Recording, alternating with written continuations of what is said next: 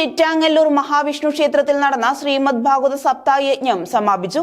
ഞായറാഴ്ച ഉച്ചയോടെയായിരുന്നു സമാപനം. ഓങ്ങല്ലൂർ ചിറ്റാങ്ങല്ലൂർ ശ്രീ മഹാവിഷ്ണു ക്ഷേത്രത്തിൽ മെയ് 5-ന് ആരംഭിച്ച 10ാമത് ശ്രീമദ് ഭാഗവത സപ്താഹയജ്ഞത്തിനാണ് ഞായറാഴ്ച സമാപനമായത്. പുരളിപ്പുറം നീലകണ്ഠൻ നമ്പൂതിരി, പാലോന്നം നാരായണൻ നമ്പൂതിരി എന്നിവരായിരുന്നു യജ്ഞാചാര്യന്മാർ. ബ്രഹ്മോപദേശം, കൽക്കി അവതാരം, മാർക്കണ്ഡേയ ചരിതം തുടങ്ങിയവയിലായിരുന്നു പാരായണം.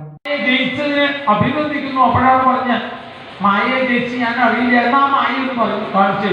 എനിക്ക് മായ കണ്ടാൽ മതി, അതാണ് എനിക്ക് വരം വേണ്ടതെന്ന് പറഞ്ഞു.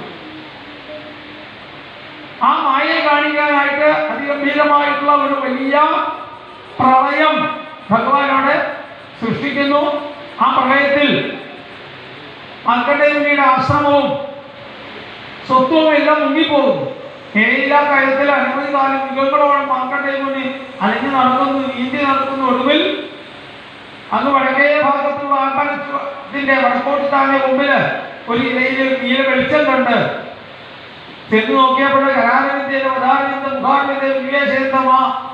യജ്ഞസമർപ്പണം, ആചാര്യ ദക്ഷിണ എന്നിവയോടുകൂടി യജ്ഞം സമാപിച്ചു. നിരവധി ഭക്തർ യജ്ഞത്തിലും അന്നദാനത്തിലും പങ്കെടുത്തു.